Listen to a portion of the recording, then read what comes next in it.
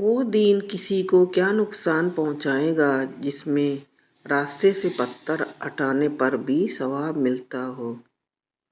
ایک اچھا شوہر وہ نہیں جو امیر اور خوبصورت ہو، بلکہ وہ ہے جو عورت کی قدر جانتا ہو۔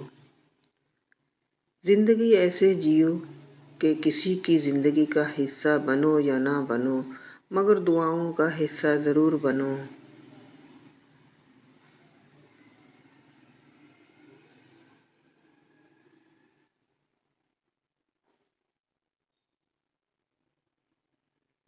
جو شخص ہمیشہ نکتہ چینی کے موڈ میں رہتا ہو، دوسروں میں نقص نکالتا رہتا ہو، وہ خود میں تبدیلی کی صلاحیتوں سے محروم ہو جاتا ہے۔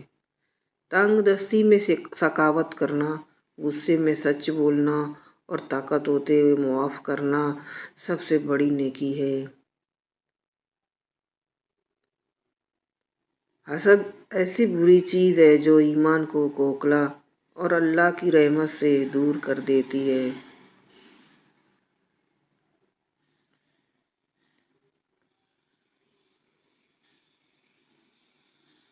آج کل کے دور میں زیادہ تر لوگ اس لیے اکیلے اور اداس ہیں کہ ان کو اپنی شرطوں پر ایک باوفا شخص چاہیے جس کی اپنی کوئی شرط اور اصول نہ ہو۔ اکثر لوگ آپ کو قبول نہیں کرتے تو پھر بھی مایوس مت ہوں، کیونکہ اکثر لوگ وہ چیزیں چھوڑ دیتے ہیں جن کی وہ قیمت نہیں دے سکتے۔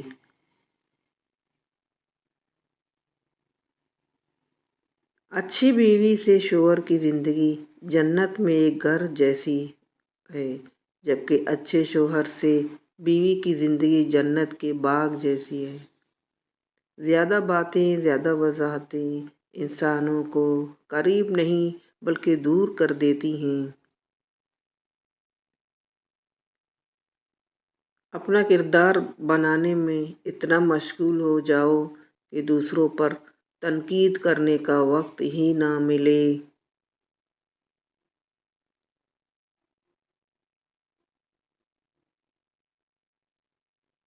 ہر رکاوٹ میں اللہ کی کوئی نہ کوئی بہتری چھپی ہوتی ہے، یہ بات اللہ بہتر جانتا ہے۔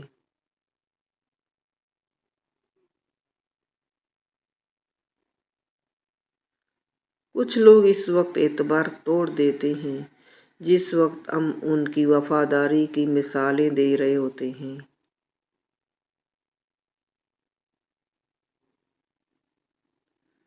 غریب آدمی سے اکڑ کر ملنا اور امیر آدمی سے خندہ پیشانی سے ملنا حسن اخلاق نہیں بلکہ بدترین منافقت ہے۔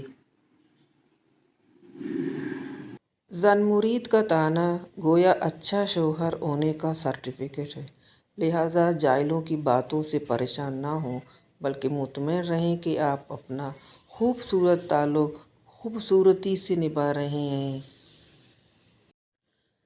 شادی شدہ بندے کی مت اتنی ماری گئی ہے کہ بیوی سے تنگ آ کر بھی دوسری شادی کا ہی سوچتا ہے۔